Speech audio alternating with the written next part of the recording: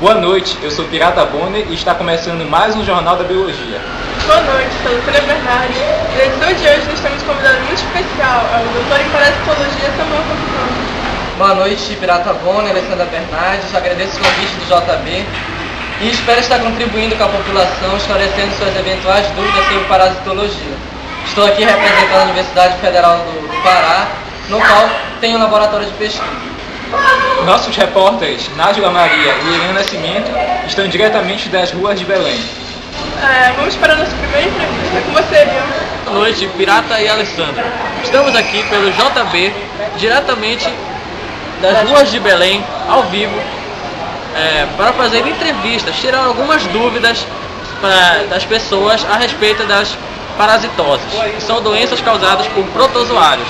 E no momento vamos atrás de algumas pessoas para fazer algumas entrevistas. Vamos para o primeiro entrevistado. Qual é o seu nome? Meu nome é Raimundo. Raimundo, você tem alguma dúvida a respeito da parasitose em geral, assim, alguma doença causada por protozoário? O que eu gostaria de saber é se a toxoplasmose tem tratamento. Então, doutor, o que você nos diz? Bem, Alessandra, sobre essa doença, primeiro temos que conhecer qual é o agente etiológico dessa doença, que é o Toxoplasma gondii. É um parasito que infecta vários tipos de mamíferos, inclusive gatos, homens. Essa doença, ela pode, da feita que a pessoa pode se contagiar, ela pode ser suprimida pelo próprio sistema imune da pessoa, não ocasionando nenhum tipo de reação. Mas caso ocorram lesões nos olhos, na musculatura, ela pode passar a ter sintomas. Mas o principal grupo de risco são as mulheres grávidas, pois pode ocorrer a toxoplasmose neonatal, que pode ocasionar malformação de fetos. Mas para se prevenir e evitar esse tipo de contaminação, o que podemos fazer? Podemos evitar entrar em contato com fezes de gato, evitar que cães, beijar cães na boca, ou que os cães lambam seu rosto. Esse é um dos principais métodos de profilaxia da doença. Obrigado. Então vamos para mais um entrevistado com a nossa repórter Nájila Maria. Boa noite, Pirata e Alessandra. Estamos aqui com mais um JB. Vamos diretamente das ruas para entrevistar um funcionário da Terra Plena. Olá, boa noite. Boa noite. Como é seu nome? David. David, você tem alguma dúvida, assim, sobre alguma doença causada por um parasita? Da ameba. Gostaria de saber qual são a forma de contágio da doença. Bem, os métodos de contágio da amebíase, como sabemos, é fecal-oral. Mas primeiro temos que entender quais são os agentes etiológicos da amebíase. Os principais são a entamoeba histolítica e a entamoeba coli, sendo que a coli é um comensal do organismo. E já a entamoeba histolítica, ela vem causar um parasitismo, vem agir como um parasita do hospedeiro, causando alguns sintomas. Mas o método de profilaxia desta doença seria evitar comer alimentos mal lavados, ter uma higiene sanitária adequada, além de tomar água filtrada. Esses são os principais métodos de profilaxia da amebíase. Agora vamos com o nosso repórter Eliana.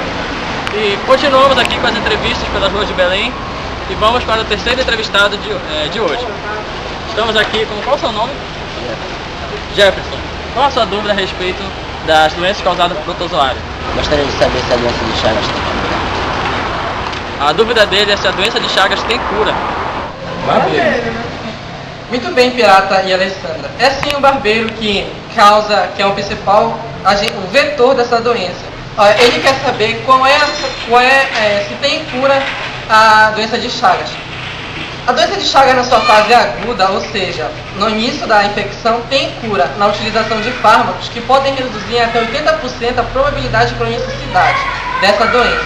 Mas, se o indivíduo chegar na fase crônica da doença, ou seja, o parasita chegar a órgãos como coração, sistema nervoso, entre outros, o indivíduo não vai mais ter cura, convivendo com essa moléstia pelo resto da vida.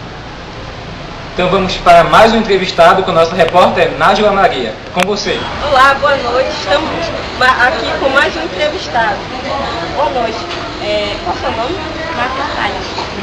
Boa noite, Marta. Eu gostaria de saber se você tem alguma dúvida sobre alguma doença causada por um parasita.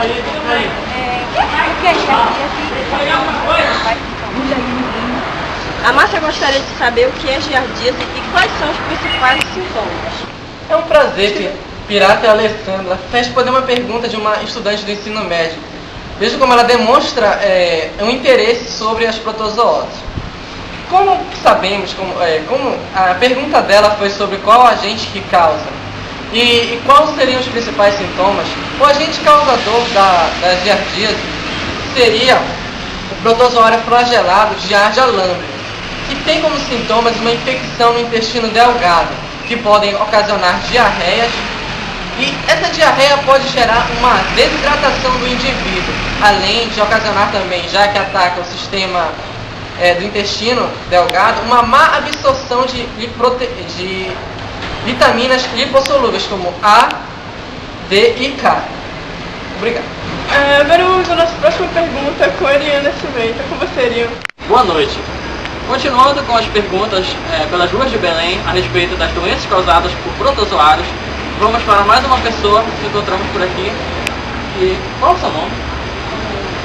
Helene, você tem alguma dúvida a respeito de alguma doença causada por protozoários?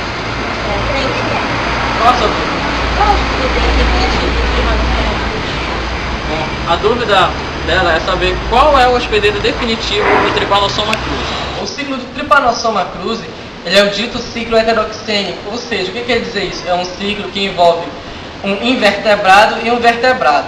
E o hospedeiro definitivo do Trypanosoma cruzi, nesse ciclo heteroxênico que envolve um triatomínio, que é o invertebrado, e o homem, que é o vertebrado, é o homem, no qual o barbeiro seria então o hospedeiro intermediário.